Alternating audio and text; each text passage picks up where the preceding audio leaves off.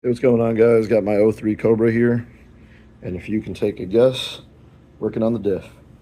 So I've got another video explaining how to get the diff out of the car, and no, it is not going to be possible to remove the diff cover while the diff is still up in the car. So independent rear suspension, and just the way it is, there's too much stuff in the way. So I've gone ahead and removed the diff, and right here I got the cover off, so let me go ahead and just really quickly, I wish I got that on video, but let me just go ahead and explain how to get that off. Pretty self-explanatory. You got all the bolts that go through the cover into the housing. There's 10 of them, and they are a 13 millimeter bolt. Just go ahead and break those loose, and then on your diff cover on the top, you should have like a little tab like that. Go ahead and grab a hammer with a soft head and just give it a couple taps. Just it pops right off. Go ahead and pry it off, and then you're going to want to clean any RTV if that's what was used on your diff previously. You're going to want to clean off any RTV that's on there. Get a green Scotch-Brite pad, scrub it, use some brake parts cleaner. You don't want anything getting up in there. If anything gets in there, you can use brake parts cleaner to clean it out, get it out of there, blow some air in there, whatever. I mean, maybe don't blow air because there's full diff fluid. It's going to go all over the place. And then this side, same thing, just get it real nice and clean. I still got to clean mine, so I'm going to start working on that, and then I'll show you how well that's going. And then after that, we'll go ahead and put on the new RTV. I'll explain all of that when I get to that part, and then we'll go from there. So far, this is where we're at. Let me go ahead and get this clean, show it to you, and then we'll get it sealed. Here's the diff, all the fluid removed the best I can. I scraped off what I can by hand. Now I'm going to go with a Scotch, like one of those green Scotch-Brite pads, and just kind of scrub all this, get it nice and clean, and have a nice clean mating surface. Same thing with the diff cover, except I'm actually going to clean the heck out of this first. That's from leaked out of the diff earlier. You got to make sure you get all that gasket maker out of that groove, otherwise you will not have a good seal. So it's real simple. I'm going to go ahead and get that cleaned up, and I'll show you. And just to clarify what it is that I'm using, green Scotch-Brite pad. So I'm gonna go ahead and do that, and then I will get back to you guys. So just to show you, I got it as clean as I could with the rag, and then I took that Scotch-Brite pad, and look at that. That's the best I can get it. All those little marks and stuff. Seems like there's a little bit of pitting and marring. I mean, I guess that's probably normal, I would assume. I didn't really clean the outside of this one, and I probably will, just a little bit. And then I used an air compressor to get inside all the holes, just to make sure that there's nothing left in there, just to get it real nice and clean, because they definitely didn't do a good job making sure that gasket maker doesn't get in there. And then I'll show you the cover real quick. So here's the cover, and I'm showing it to you now because it's still not fully done, but just so you have an understanding, all that little gunk that's in the grooves, get all of that thoroughly, otherwise you will not get a good seal. And then I went ahead and cleaned my plug pretty well, but you really don't have to focus on cleaning the inside of either side. A little bit of oil being left on the other side is not going to be a big deal. I've seen some people say that leftover oil from previous is like detrimental and stuff. It's really not. This one I went ahead and, not really crazy, but I kind of cleaned the outside a little bit. It's 20 something years old, so it's never going to be perfect, but yeah, so there's that. I definitely wanted it to be a little clean because my car's got like 17,000 miles on it, and everything's very meticulously kept. There's no rust underneath or anything like that, so I just wanted to get it all clean and whatnot. But yeah, so I'm gonna go ahead and finish cleaning that, and then I will show you when I put the RTV on. But I guess just to show you,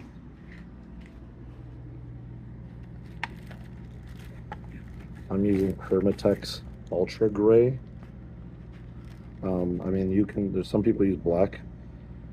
This is good right here. You see rigid torque and high vibration applications.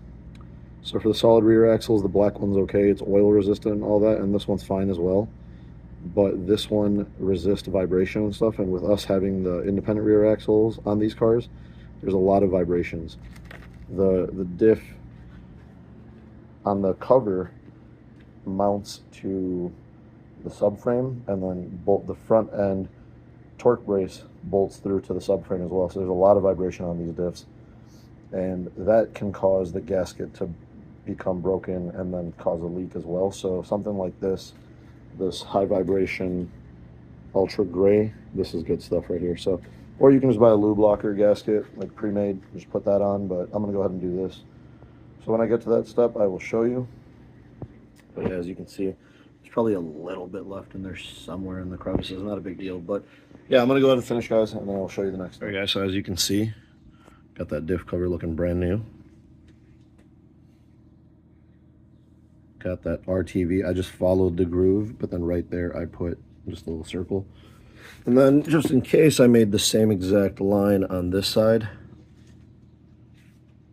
because I want to make sure I get as good of a seal as possible, because this is extremely important. Better to have a little too much than not enough. It'll squeeze out after it dries. I'll either cut off the excess or just kind of deal with it. To be honest, it's not a big deal, but I'd rather have a little more and it form a proper seal than not enough. But so I'm going to go ahead and gently lower this on there. I'm going to look from the top. I'm going to go from above and make sure I line up the holes as best as possible. And I even got some Q-tips that I'm going to shove in all the holes so it doesn't squeeze through too much. And then when I pull the Q-tips out, hopefully anything that might have gone in comes out with the Q-tips. So I'm going to let that do its thing, and then I will get back to you guys when I'm tightening it down. All right, guys, so I got the cover on, put a little bit of blue thread locker on all the bolts. So I did it like I said, I lowered the cover slowly. I had some help, and as I was lowering it before I made full contact, we went ahead and started putting the Q-tips through to hopefully like get less of this RTV leaking down into the holes. And then I laid it down, and then I took out like one Q-tip at a time. Like I took this out, cleaned it out, flipped it, cleaned it some more, and then put blue thread locker on there, put this one through, and then even though I was just hand tightening them, I went in a star pattern anyways, just to stay in the habit. Went that way, then that way, and then, you know, so on and so forth. So everything's on. It's just hand tight. You can kind of see a little bit of that RTV leaking out in some areas, so that's good. Squeezing out all over right there. You can go ahead and try to wipe this stuff off now, but it's guaranteed to be a mess. I don't know if anyone's ever tried this. You can give this a shot if you want. Just kind of smooth it out like caulk, make like a seam all the way around. I don't know if that'll make a difference. Or you could wait. If you watch Danny Johnson's video, he waits until it's dry and then uses a really sharp blade and just cuts it off. I think I'm going to just leave it. One thing to make sure you don't do when it's all dried, don't grab at it and pull, because remember, it rubberizes. You will pull it all the way through, and then you'll break the seam, and then you will have a leak, which is why we're doing this whole job to begin with. And believe me, if you haven't already done it once, you don't want to do it twice. So I'm going to go ahead and hand tighten these bolts, and then, or like, you know, get them hand tight with a socket wrench, and then I will grab my torque wrench afterwards, after like maybe 15 or so minutes, letting everything set a little bit more, and then I'll torque them down to 25 foot-pounds. And then this RTV's got a cure for 24 hours, so tomorrow after I get off of work, it'll be well over 24 hours. I'll check to make sure they're all still torqued down to 25 foot-pounds. Obviously, this isn't going anywhere, so it shouldn't change, but, you know, better be safe. And then I will take this and lay it down on my work table, take the level plug out, and then go ahead and start filling. So our diffs take 75W140. It's on the tag up there. It's written on that tag. And then you need some friction modifier as well. Anyway, I'm getting ahead of myself. Right now, I'm going to just take the socket wrench and pretty much just go around. It's a 13 millimeter, and just get it tight. Not too much. There you go. Just hand tight like that. Go in a star pattern. And then I'm going to go ahead and let this cure for about 15 minutes and then torque it down. So that pattern, you'll find a bunch of different people doing it different ways online, wherever. As long as you're going in a star pattern. So go from here to here, to here, to here, to here, to there, to that, to there, to there, and there. You don't have to do it in that exact order. You can go from there to there, to there, to there, whatever. As long as you want to star pattern, you want to keep pressure consistent across the cover. So I'm going to go ahead and do that, and then I will check back with you guys when I'm torquing this down. So everything's been tightened down, hand tight with socket wrench. That's probably about 10, 15 pounds. I do tend to overdo things a little bit. I'll take the torque wrench in about 10 minutes, 15 minutes, and go down to 25 foot-pounds. Like I said, I just wanted to show you something. So, you know, I was just saying, you can wait until it's all dry tomorrow and just cut it off with a sharp razor, or just leave it alone, but absolutely don't pull. Knowing myself, I'm going to be tempted to cut it off, and I don't want to, while I'm cutting it off, like yank on it too hard or anything and break the seam. So I decided, let me see if I just kind of smooth it out with my finger. Nothing clean and fancy and all that. You know, I could take a rag and clean this if I wanted to. Definitely don't try to use any solvents, like brake parts cleaner, engine parts cleaner, carb cleaner, alcohol, anything like that. That stuff will definitely deteriorate this RTV, you know, and it might work its way all the way through. I just decided to smooth it over with my finger. Obviously, I used a glove, you know, fingers are clean. But, you know what? It kind of made like a nice seal all the way around. I don't know if that really does anything. We'll find out, you know. If I just screwed things up and in less than a week I'm having a leak again, I guess I'm back at this job again. Hopefully not, fingers crossed. But honestly, I don't think this is an issue. I mean, people like Danny Johnson, he cut his off after it dried and didn't report any issues back. You know, some people have wiped this with a rag and stuff and gotten it really clean, and if all that excessive wiping doesn't screw anything up, I don't see why this would. Because, you know, I mean, like, the seam was running right there, right? And then behind the bolts. So it's definitely, and I did it on the cover and on the housing, right? So it definitely made a good seal. I mean, so much so that it leaked out. So when you saw how much it leaked out, it was just like a bead. Know that it probably also leaked in. But it's the RTV, it's silicone based, so it's not just going to drip down. It's just going to make a bead along the inside, which is totally fine. It's an okay thing as well. Hopefully a really thin bead that, you know, doesn't get caught up in anything and fall off and start mixing around there. But again, still not a huge deal. Diffs have been done like this for a long time, and that hasn't shown to be any issue. You could just spend a little bit more, go with the lube locker. I think it costs a little bit more. I'm not sure. It might be about the same price as RTV. I like the RTV, especially with our cars being very high vibration. Not saying that I don't like the lube locker. I just have more experience using RTV on diffs.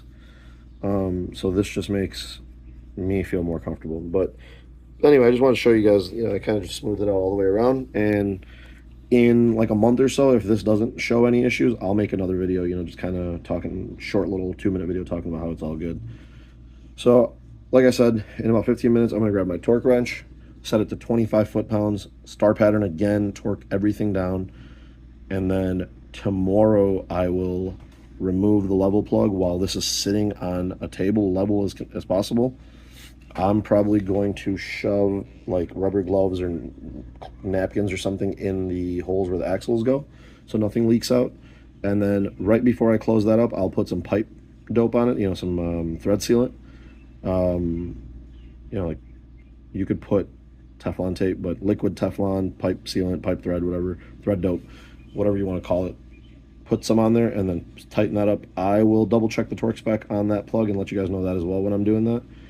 And then after that, we're ready to put it up in the car. But yeah, I'm going to fill it before I put it up in the car because you guys know our cars are very uncomfortable to work underneath with the diff. I mean, it's just stuck up in there. But anyway, guys, I will check back with you. And so I've gone ahead and torqued it down to 25 foot-pounds, again, in that star pattern. So now at this point, I'm just going to leave it like this. It's just standing upright in a box. I'm going to leave it like this until tomorrow. I'm not going to mess with it until that RTV fully cures. It's 24 hours according to the box. So I'm going to let it do its thing.